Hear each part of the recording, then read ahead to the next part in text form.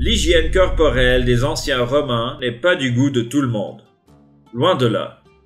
Pour les habitudes modernes, certains aspects sont plutôt étranges, voire répugnants. Pourtant, l'hygiène corporelle dans la Rome antique était assez complexe et ne se limitait pas aux bains romains qui viennent d'abord à l'esprit. Dans cette vidéo, nous nous penchons sur la routine matinale de Claudia, une femme romaine surnommée Pulchra, la Belle.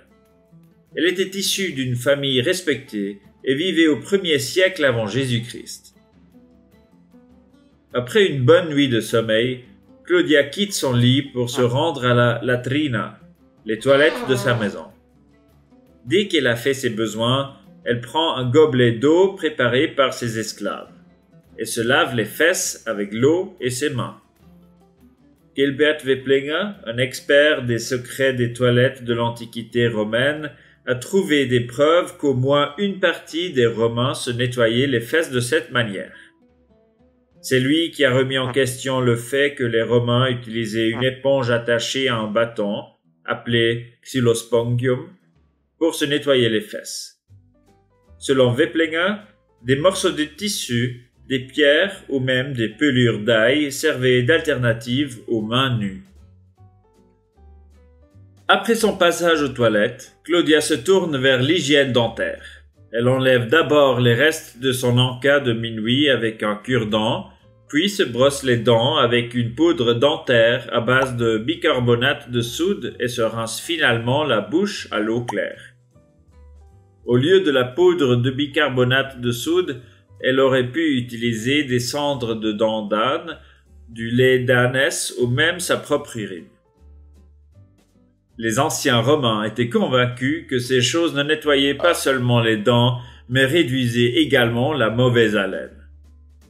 Claudia fait ensuite venir ses servantes et se fait enlever le masque facial qu'elle portait pendant la nuit.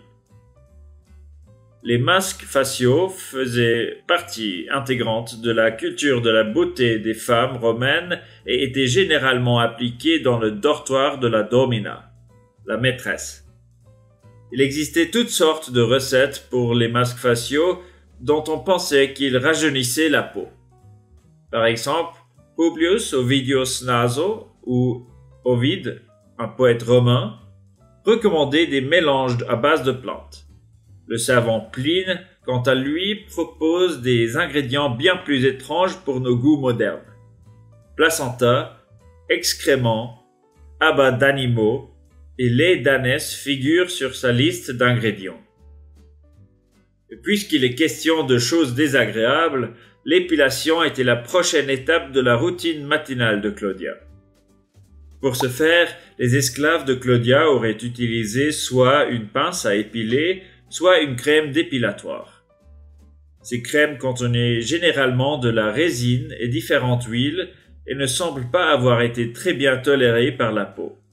La douleur de la procédure d'épilation a été enregistrée par Sénèque l'Ancien, qui se plaignait du bruit causé par les bains et surtout par les alipilés, les arracheurs de poils qui se trouvaient près de sa maison. Imagine un arracheur de poils qui fait sans cesse entendre sa voix fluette et stridente pour attirer l'attention et qui ne s'arrête que lorsqu'il en a un à qui il arrache les poils, faisant alors hurler l'autre à sa place.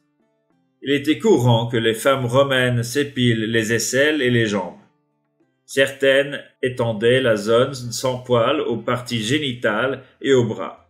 En revanche, les hommes qui enlevaient leurs poils corporels étaient considérés comme efféminés. Pourtant, l'empereur Auguste aurait brûlé les poils de ses jambes avec des coquilles de noix chaudes. Après la procédure d'épilation, Claudia se lave avec une éponge, de l'eau et de la farine de lupin, du bicarbonate de soude ou de la soude pour remplacer le savon. Le savon tel que nous le connaissons aujourd'hui n'a été connu qu'au 1er siècle avant Jésus-Christ et a d'abord été utilisé pour teindre les cheveux. Il a fallu attendre encore un certain temps avant qu'il ne s'impose également comme produit de nettoyage. Le savon utilisé dans la Rome antique n'était pas différent du savon moderne et était souvent fabriqué à partir de graisse de chèvre et de cendre. Claudia n'avait appris que récemment l'existence de cette nouveauté, qui était rapidement devenue le dernier cri parmi les femmes romaines. Elle envoyait son ornatrix, son esclave coiffeuse personnelle, au marché pour acheter des pilae maticae. Il s'agissait de boules de savon importées de l'espace germanique. Elle voulait s'en servir pour teindre ses cheveux en blanc. Mais avant la coloration, l'ornatrice devait encore arracher quelques cheveux gris. Outre le savon, il existait d'autres moyens de coloration des cheveux. La cendre ou le henné, par exemple, était très apprécié car il donnait aux cheveux des reflets rouges. Le poète antique Properce mentionne même des femmes qui portaient leurs cheveux d'un bleu clair très voyant. Il n'était pas rare que les Romains, hommes et femmes, se teignent les cheveux pour dissimuler les premières mèches grises. Lorsque les cheveux de Claudia sont devenus d'un blanc doré, elle ordonne à son ornatrix de peigner les cheveux et de les attacher en un chignon simple et discret sur la nuque.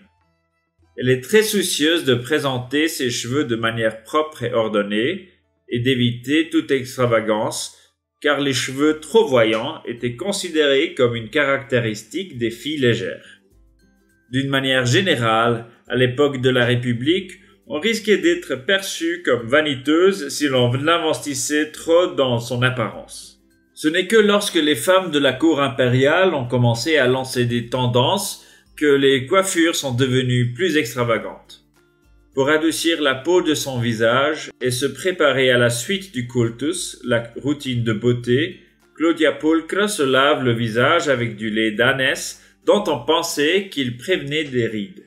Ensuite, ses esclaves se tournent vers les récipients précieux qui contenaient des substances rares provenant de tout le monde connu.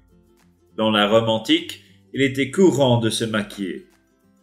Ovide, qui s'est beaucoup intéressé à des sujets tels que la beauté et la sexualité, a même écrit un poème didactique intitulé Medicamina faciae feminae, remède du visage féminin. Comme une peau claire était considérée comme belle et que la classe supérieure se distinguait ainsi des visages bronzés des travailleurs, la base d'un bon maquillage était une peau claire. Pour éclaircir le teint, on utilisait les produits les plus divers. De la poudre de chaux dissoute dans du miel ou de la graisse au plomb blanc, dont on savait d'ailleurs déjà qu'il était toxique. Le désir d'avoir une peau claire l'emportait sur toutes les préoccupations. Plus étrange encore que le plomb, un autre remède est mentionné par Ovide, la fiente de crocodile. Mais ici, il n'est pas tout à fait clair s'il s'agissait réellement de la fiente des grands lézards, ou si les crottes de crocodile étaient une métaphore de la terre d'Éthiopie, comme le suggère par exemple l'historienne Kelly Olson.